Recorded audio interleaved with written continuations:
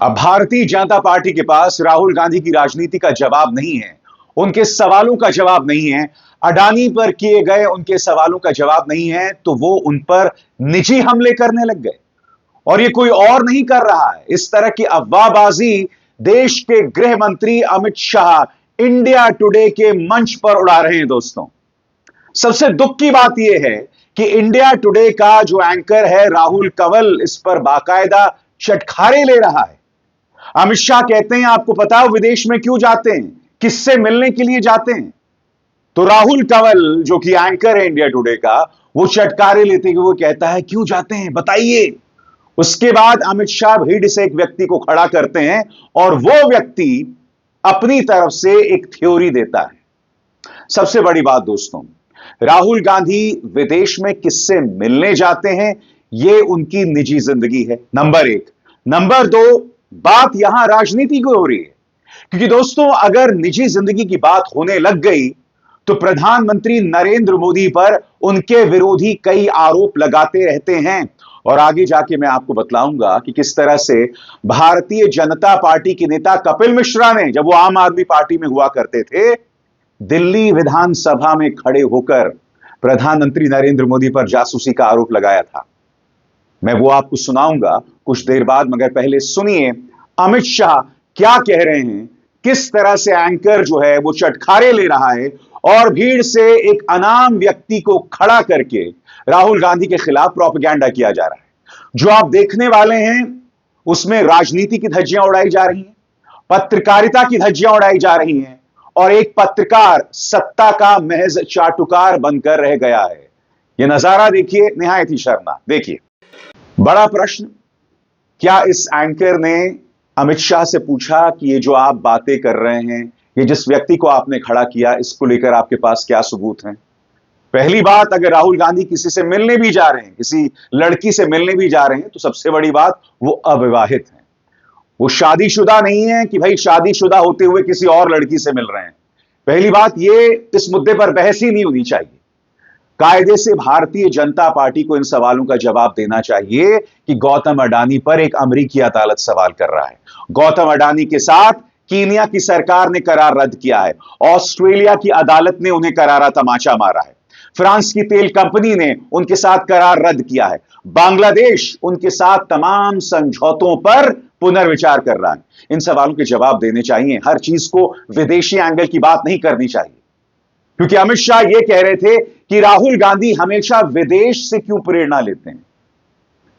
विदेश से इसलिए प्रेरणा लेते हैं क्योंकि आपकी मीडिया कमजोर और नपुंसक है, उनके पास हिम्मत नहीं है सवाल पूछने की। सबसे बड़ी बात, आपने सीएजी का जिक्र किया। आपने कहा कि यूपीए के 10 सालों में सीएजी सवाल उठाता था और उसी के आधार पर खबरें बनती थी, क्योंकि उस वक्त सीएजी भी मजबूत हुआ करता था, मीडिया भी मजबूत हुआ करता था।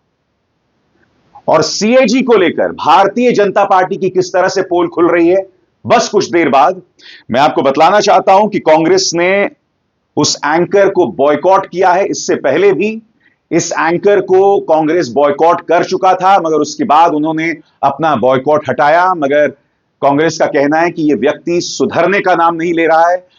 कांग्रेस के प्रवक्ता पवन खेरा का अंग्रेजी में बयान आपके स्क्रीन पर, वो कहते हैं, The Congress party has always stood for freedom of press and respects fair journalism, not when those carrying a press card are actually acting like trolls on behalf of a political party. यहां पर पवन खेरा कह रहे हैं कि कांग्रेस ने हमेशा press की आजादी का समर्थन किया है, मगर हम उन पत्रकारों का समर्थन नहीं करते हैं जो सत्ता पक्ष के गुलाम हैं और ट्रोल की तरह काम करते हैं। आगे, We do not think it's necessary to engage with such trolls. It is therefore been decided to blacklist India Today's Rahul Kanwal, who was brazenly kowtowing to the self-styled Chanakya who made outrageous innuendos on the leader of opposition in the Lok Sabha at the India Today conclave. इसलिए कांग्रेस का मानना है कि हमें ऐसे trolls यानी राहुल कंवल के साथ किसी भी कीमत पर संवाद कायम करने की जरूरत नहीं है। हम उनका बहिष्कार करते हैं क्योंकि वो भारतीय जनता पार्टी के स्वघोषित चाणक्य और उनके झूठ को बढ़ावा दे रहे थे। इससे पहले भी इस व्यक्ति को बॉयकॉट किया जा चुका है। सबसे बड़ी बात, एक अनाम व्यक्ति को भीड़ से खड़ा करके कुछ भी बुलवाया जा रहा था। बड़ी बात, जिस व्यक्ति को भीड़ से खड़ा करके बुलवाया जा रहा था, क्या यह व्यक्ति कोई बहुत बड़ा जानकार है, कोई पत्रकार है, कोई इन्वेस्टिगेटिव जर्नलिस्ट है, कोई भारतीय जनता पार्टी का बड़ा नेता है? यानी कि भीड़ से खड़े होकर विपक्ष के नेताओं के बारे में कोई कुछ भी कह सकता है।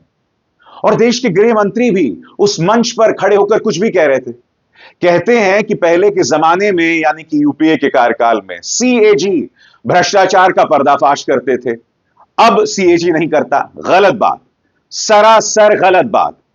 मैं देश के गृह मंत्री अमित शाह को याद दिलाना चाहूंगा, आपके द्वारका एक्सप्रेसवे, आयुष्मान भारत, अयोध्या, इन तीनों घटनाओं पर आपके सीएजी ने सवाल उठाया था।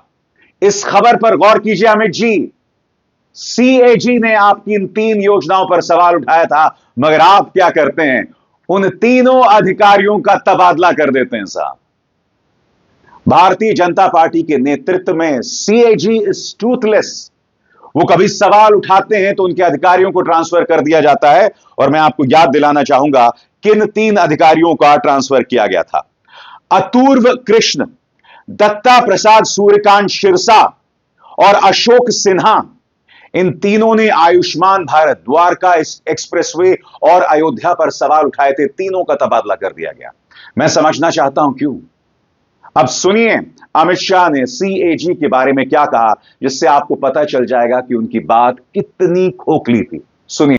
बताइए, जब आपका सीएजी सवाल करता है अमित जी, आप तो उनका तबादला कर देते हैं और आप मंच पर खड़े होकर राहुल गांधी के बारे में अनर्गल बातें कर रहे हैं। क्या यह आपकी बौखलाहट है? क्या आपकी बौखलाहट की वजह यह है जिस तरह से प्रियंका गांधी वाड्रा ने प्रधानमंत्री नरेंद्र मोदी के भाषण की बखिया उधेड़ दी? मैं फिर आपको याद दिलाना चाहूंगा, राहुल गांधी से किसी व्यापारी के बच्चे मिलते हैं और राहुल को अपना गुल्लक देते हैं, तो उन व्यापारियों को इतना परेशान किया जाता है ईडी द्वारा कि वो लोग आत्महत्या कर लेते हैं। आत्महत्या कर लेते हैं। राहुल गांधी के खिलाफ कभी उनकी सांसदी खतरे में आ जाती है, कभी उनकी नागरिकता पर सवाल उठाया जाता है, कभी उनकी निजी जिंदगी पर हमला किया जाता है। मैं समझना चाहता हूं क्यों आप मुद्दे पर बात नहीं कर सकते हैं? आखिरकार राहुल गांधी ने उन बच्चों से बात की जिनके मां बाप ने आत्महत्या कर ली थी, जिन्हें ईडी परेशान कर रहा था। सुनिए राहुल गांधी ने क्या कहा था। खराब चीज सुनी, क्या हुआ? सर वो बार बार बीजेपी की तरफ से प्रेशर आ रहा था कि बच्चों को बीजेपी ज्वाइन करा दो, तो पापा ने समझा। पापा ने जी सर। और मम्मी ने भी? जी सर, पापा और मम्मी ने दोनों ने उचित समझा। और आपको कुछ नहीं पता था? नहीं सर, हमें कुछ भी नहीं पता था। ये बार बार ईडी की साइड से प्रेशर आ रहा था कि बच्चों को बीजेपी ज्वाइन करा दो, बीजेपी ज्वाइन करा दो। पागल हो गए। और अब बच्चे क्या कर रहे हैं आप लोग? सर अभी यहाँ क्रियाक्रम वगैरह की तैयारी कर। तो यह है उन बच्चों से बातचीत का राहुल का वो क्लिप। मैं फिर कहना चाहता हूं, राहुल गांधी से आखिर भारतीय जनता पार्टी राजनीतिक तौर पर संवाद क्यों नहीं करता? अफवाहबाजी के जरिए हमला, झूठ के जरिए हमला, निजी प्रहार। मैं आपको याद दिलाना चाहूंगा, भारतीय जनता पार्टी के नेता कपिल मिश्रा जब वो आम आदमी पार्टी में हुआ करते थे, तब उन्होंने अमित शाह और प्रधानमंत्री पर एक लड़की की जासूसी का आरोप लगाया था। क्या कहना चाहेंगे अमित शाह उस पर? सुनिए, अब जिस इंसान को आप पाल पोस रहे हैं, दूध पिला रहे हैं, वो व्यक्ति जब आम आदमी पार्टी में होता था, इन्होंने क्या आरोप लगाए थे सुनिए, और वो भी विधानसभा के अंदर। सुनिए, गौर फरमाइए। प्रदीप शर्मा जिन्होंने सुप्रीम कोर्ट में एफिडेविट दिया, इनके पास एक लेटर आता है कि एक सीडी है इस महिला की किसी व्यक्ति के साथ सेक्स करते हुए। यानी कि मोदी जी को यह लगा कि मोदी और उस महिला के बारे में जो वीडियो सीडी है वो खुद इस पेटिशनर के पास आ गई, और इसीलिए इस पेटिशनर के साथ कई तरह के केस और कई तरह के मामले दर्ज करके इनका पूरा कैरियर बर्बाद करने की कोशिश की जाती है। और अध्यक्ष महोदय, ये सीडी और ऑडियो रिकॉर्डिंग इसके बहुत शौक हैं।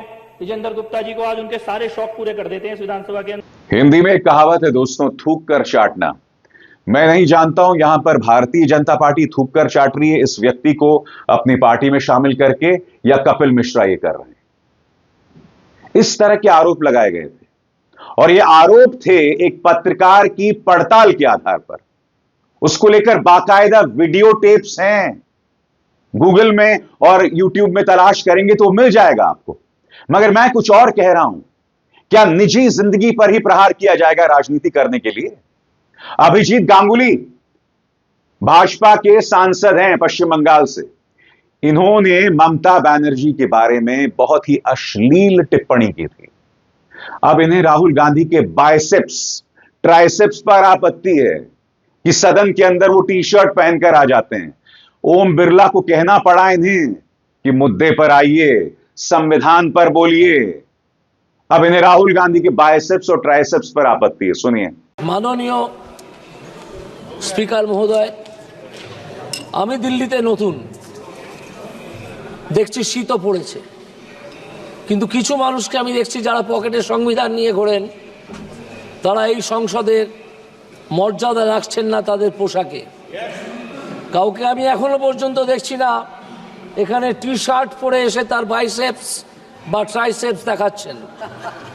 বাইসেপস বা ট্রাইসেপস দেখিয়ে কাউকে শঙ্কিত করা যাবে না। বাইসেপস ট্রাইসেপস তার মস্তিষ্কের ভেতর যদি কোনো গ্রে ম্যাটার থাকে তাহলে সেইটাকে বরং প্রস্তুত করুন, एक्सरसाइज করুন। संविधान पे बोलो आप, संविधान पे।